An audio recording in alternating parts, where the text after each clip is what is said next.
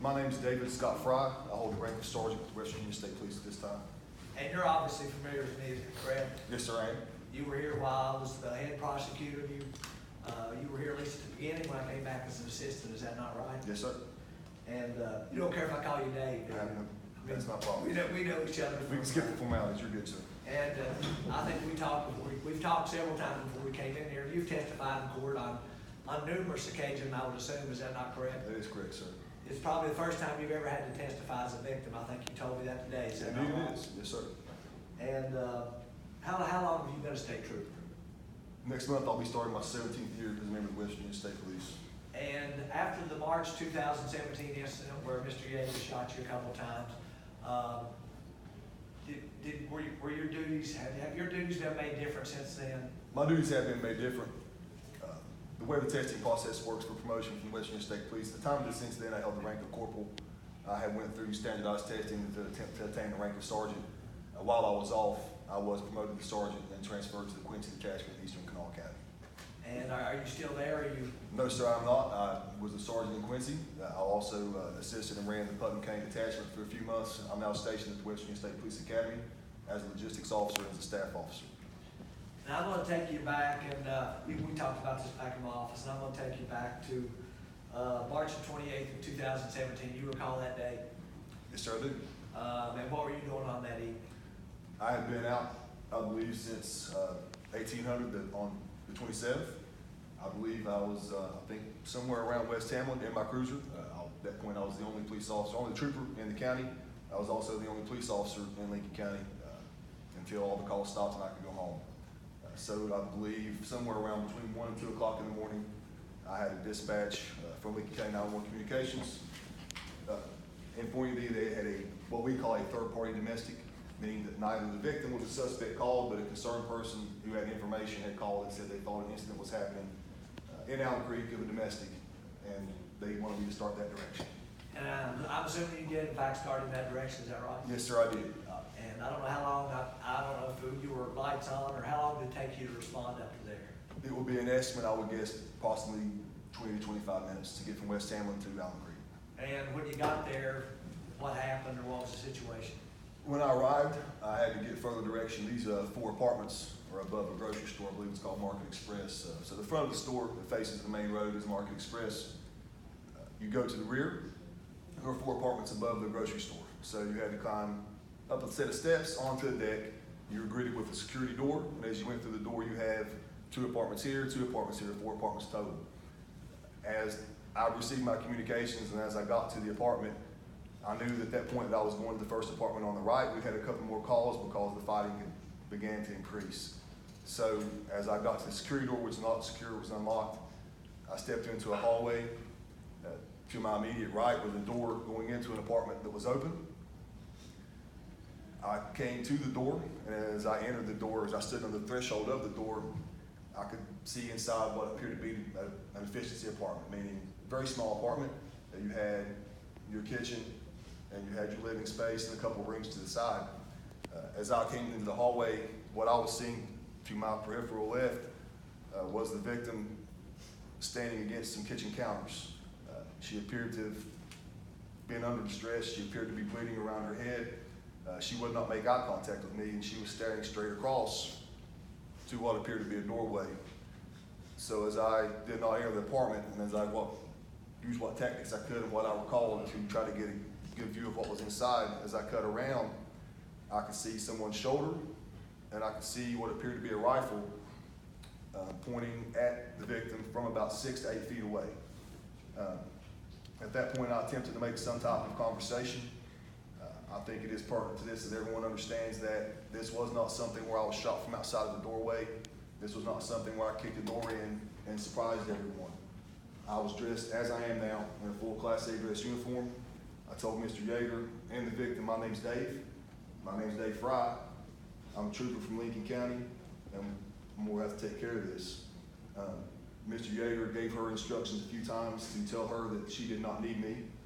She knew why she had to die. She knew why she could not leave tonight, and that she had accepted that, and he wanted her to tell me that. And if my recollection is correct, under the duress, she was telling me that I needed to leave, that she did not need me. At that point, I had my weapon out. Mr. Yeager had, I believe, a revolver and the rifle. At some point, he put the revolver down and put both hands on the rifle.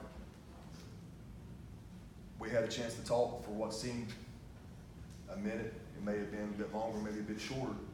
And I again told him the same thing I told him to begin with, that as of right now, I can see nothing we can't get away from.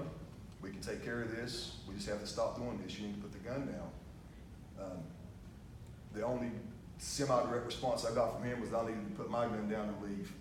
And in very certain terms, I told him that was never going to happen, that I wasn't leaving, and we're going to get a conclusion out of this one way or the other.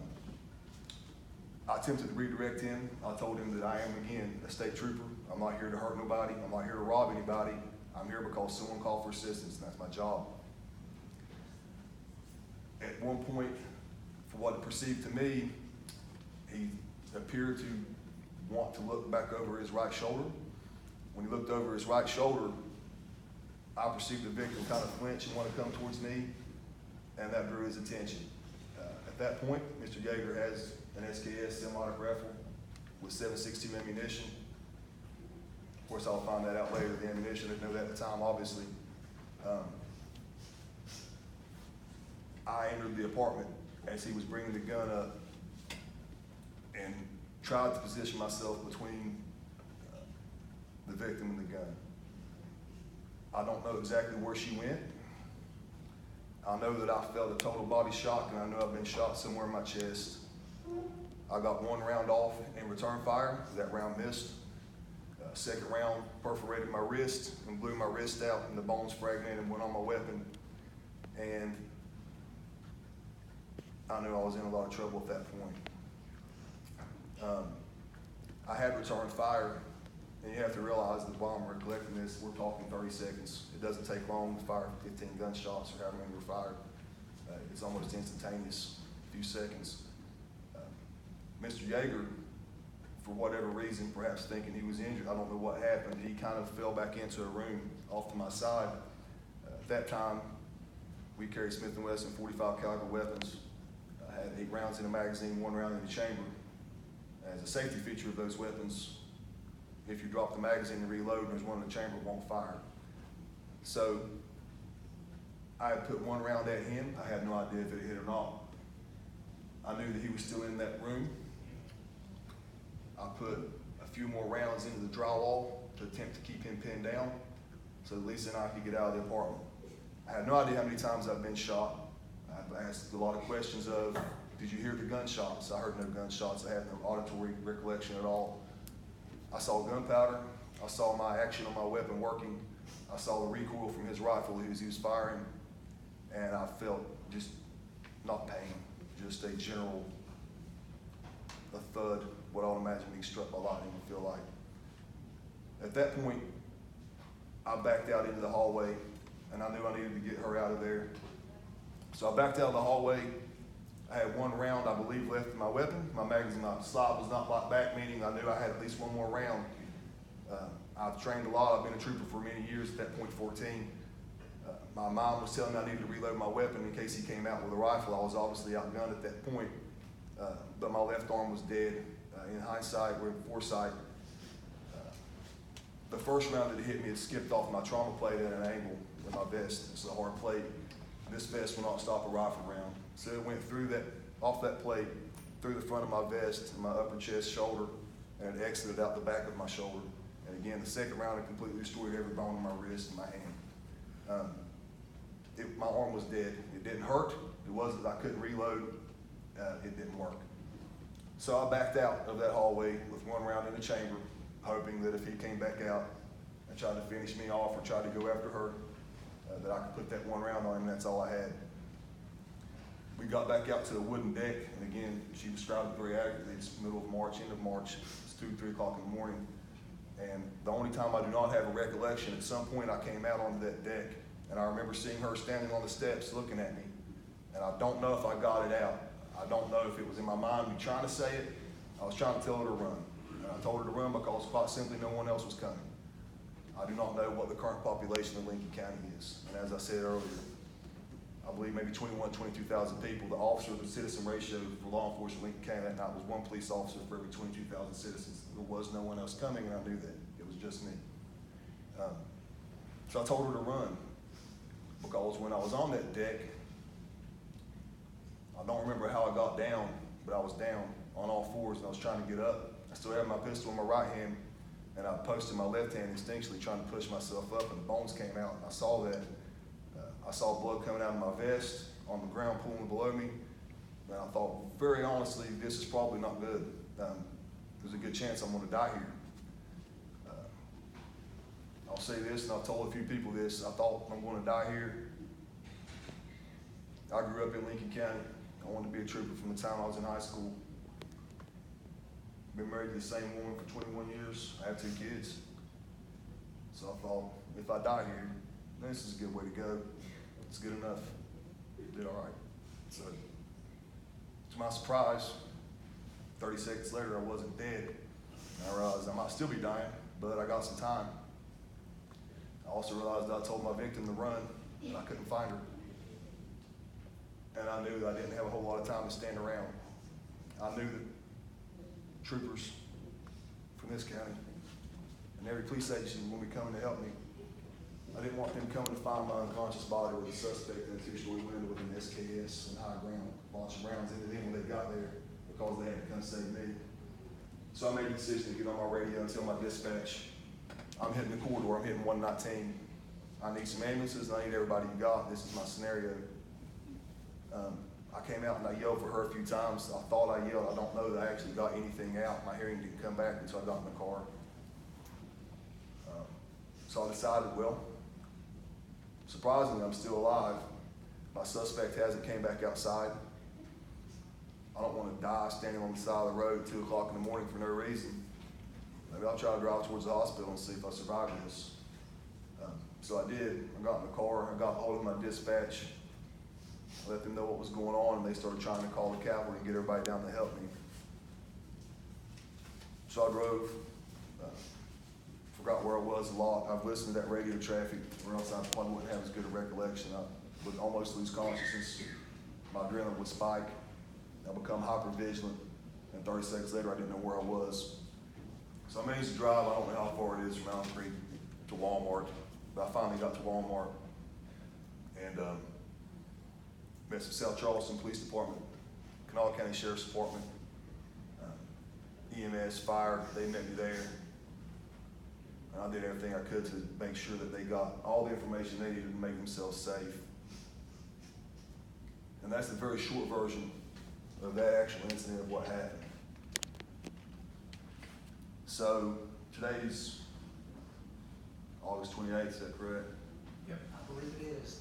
So for a little backstory of where I'm at mentally right now, today's the 7th anniversary to my brothers being shot at the Wallback exit. 2 troopers were killed in the line of duty, executed on a traffic stop in the back seat. That's perfect right now because the hospital room they put me in, I've been there before. That hospital room is where Eric Workman, trooper Workman, until they took him, he was already dead. So I walked in that room and I watched the trooper die. And now I was there. And I watched everybody come and look at me, thinking I was dead. They didn't know. They knew I'd been shot multiple times and I was at the hospital. So I watched my friends, my family, state police is my family, one by one come in thinking the worst, hoping for the best. I saw it on all their faces.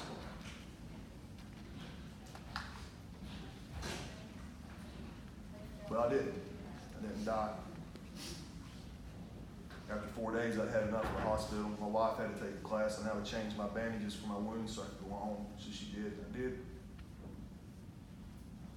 So I survived that. Miraculously, I survived all that. So then I had some surgeries, and I'm looking at my recovery, and when I tell you that I'll never want to be anything but a trooper, I mean that.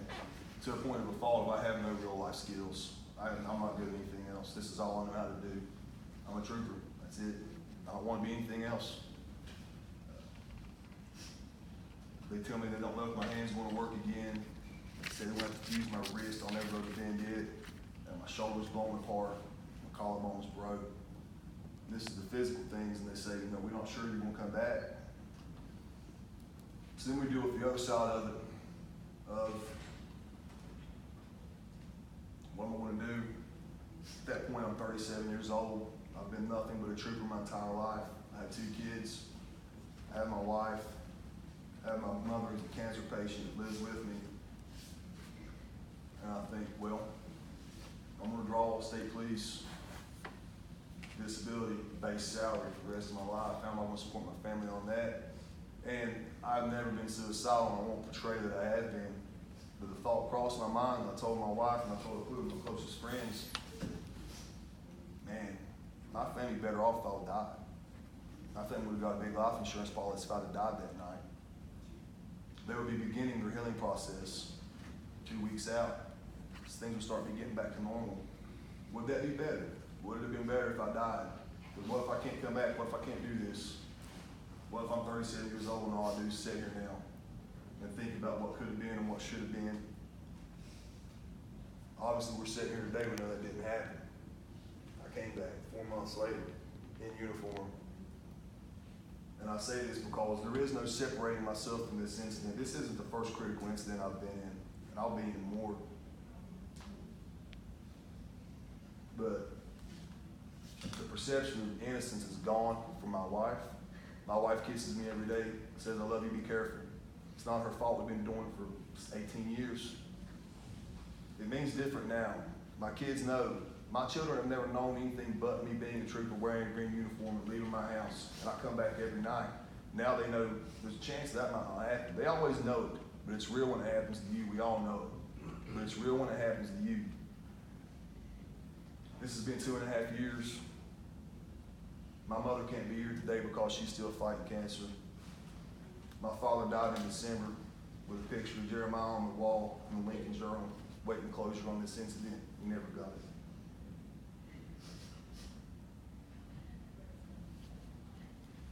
So, here's what I'll say.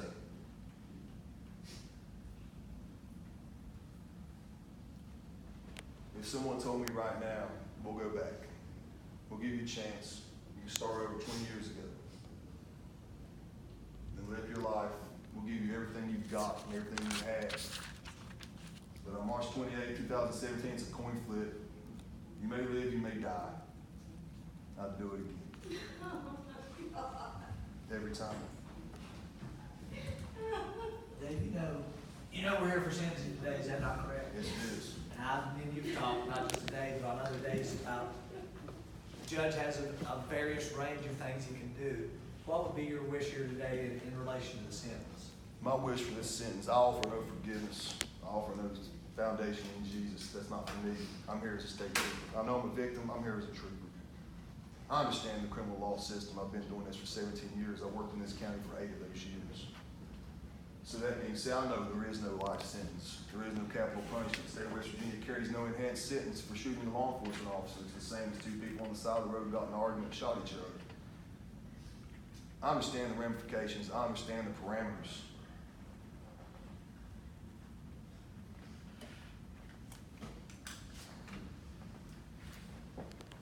I'll be putting this uniform on. I won't be allowed to retire for 10 years.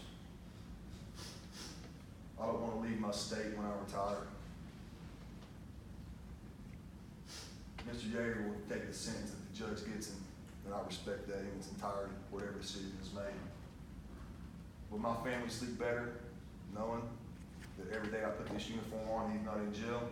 He is in jail? Absolutely, my family will sleep better. Would probably make me feel more comfortable. I don't have to have that awkward interaction at the gas station in Boone County 4 years from now. Absolutely. 10 years from now. If I'm still here, it's my own fault. Maybe I will be, but I'll be allowed to retire in 10 years. That's all I'm thinking. Do you would prefer that the judge ran all the sentences consecutive? Is that not a fair assessment? Absolutely, yes, sir. And I know we've covered a lot of things, me and you've talked, and you have 2 children, is that not correct? Yes, sir. How old are they? My children, my son is 20 years old. He's not a child anymore. I got you. Started getting young. My daughter will be 15 in October. And in relation to things that you could do, and I know because I've lived here in Lincoln County, you were a pretty good basketball player back in your day, is that not a fair assessment? Back in the day, yes, sir. And are there things that you could do with your kids, with your wife, before this instance that you can't do now? Yeah, absolutely. I don't want to talk myself out of the job. My left hand, I got you. I lost a lot of nerves. My left hand, my wrist doesn't move. I have to compensate with that constantly. My left shoulder, sometimes it works, sometimes it doesn't. I am right-handed and that's helped me. There is no playing basketball. There is no mountain biking. There is no combat sports. There is nothing I do except train for this job because the doctors told me plainly what's been done to my shoulder and what's been done to my wrist. If they fail, I really am done. I will have no further use of it. So I am careful. And there's a lot of things I'm not doing that I would very much like to be doing. And not been for this incident, you'd be living your life in a very different fashion. Is that not correct? In some aspects, yes, sir. People ask me this, and I've been doing this a long time, and I've talked about it a lot. People ask me, it's usually a rhetorical question, they don't want to know the answer. Hey, man, you think about it a lot. Every day,